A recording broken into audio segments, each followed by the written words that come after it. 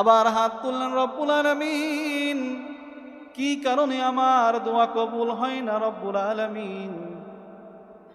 আপনার কাছে দোয়া করি রব্বুল আলামিন আপনি তার কবর আযাবটাকে মাফ করে দেন।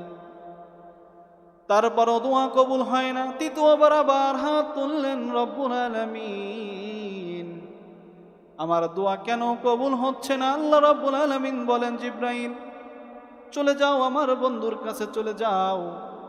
জিব্রাইল আমিন হেসে এসে নবীজিকে সালাম দিয়ে বললেন, ইয়া রাসূলুল্লাহ, নবী গো, আপনি যদি 1000 বার দোয়া করেন, আপনি যদি হাত তুলে কান্নাকাটিও করেন, আপনার দোয়া আল্লাহ রব্বুল আলামিন কবুল করবে না। বিশ্বনবীকে বললেন, জিব্রাইল আমিন বললেন, নবী গো, আল্লাহর সাথে যদি সম্পর্ক থাকতো আল্লাহ তাকে মাফ করে দিত, কিন্তু আল্লাহর সাথে সম্পর্ক নাই। সম্পর্ক বান্দার সাথে সম্পর্ক, বান্দার সাথে সম্পর্ক এমন খারাপ আচরণ করেছে যার কারণে আল্লাহ মাফ করতে নারাজ। তার কারণ হলো বান্দার সাথে তার সম্পর্ক। বিশ্বনবী রাহমাতুল লিল আলামিন সাহাবা কিরামদেরকে ডেকে বললেন, ও সাহাবারা, এই কবরটা কার? তার পরিবার কি আছে? তার পরিবারকে ডেকে আনো। সাহাবায়ে কেরাম আজমাইন গেলেন, পরিবারের কাছে গেলেন। পরিবারের কাছে যে তার মা বেঁচে আছে, তার মাকে ডাকা হলো।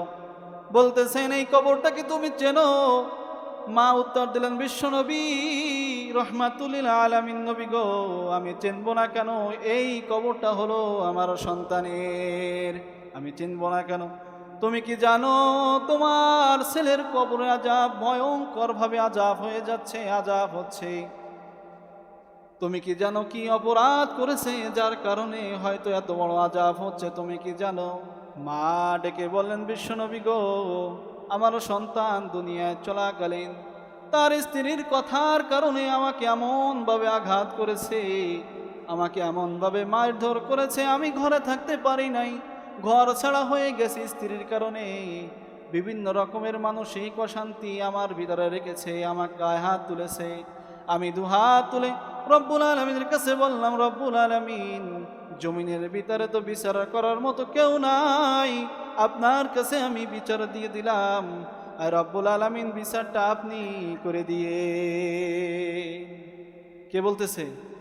মা বলতেছে। কে বলতেছে? সন্তান কবরের আযাবের ভিতরে জ্বলতেছে, মার কাছে বলতেছে, তোমার সন্তান কবরের ভিতরে জ্বলতেছে, এখন কি করার? মা বলতেছে, আমি আমার সন্তানকে মাফ করব না, আমার সন্তানকে আমি মাফ করব না। তাহলে চিন্তা করে দেখেন কত বড় ভয়ানক আযাব হচ্ছে, কত বড় কষ্ট তার ভিতরে রয়েছে, মা মাফ করতে চায় না। বিশ্বনবী রাহমাতুল লিল আলামিন বলেন, তুমি যদি কবরের আযাব দেখতে পাইতা তাহলে হয়তো এই কথা বলতে পারতে না। মা বলেন, যদি কবরের আযাব যদি আমি দেখি তারপরও আমি মাফ করব না। কত বড় আঘাত মা পেয়েছে, ঠিক কিনা? এই জন্য আল্লাহ রাব্বুল আলামিন বলেন কুরআনুল কারীমের ভিতরে বলেন, ওয়াবিল ওয়ালিদাইনি ইহসানা।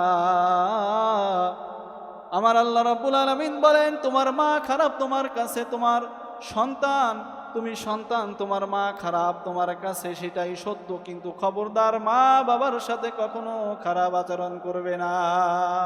কথাকার? আরো জোরে বলেন, কথাকার? আমার আল্লাহ রাব্বুল আলামিন কুরআনুল কারীমের ভিতরে সুন্দর করে নোট করে দিয়েছে, খবরদার খারাপ আচরণ করা যাবে না।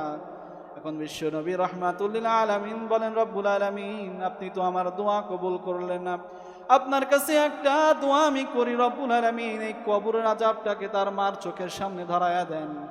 বিশ্বনবী যখন দোয়া করলেন কবুল হয়ে গেল।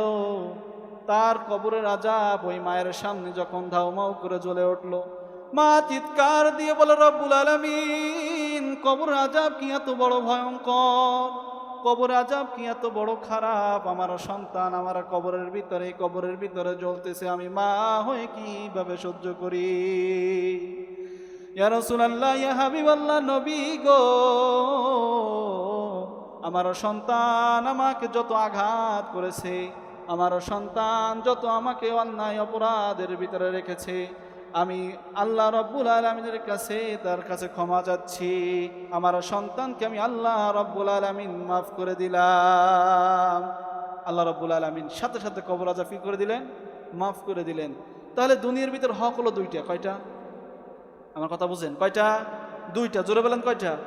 একটা হলো হকুল্লাহ আর একটা হকুল ইবাদ। হকুল্লাহ কি? যেটা বান্দা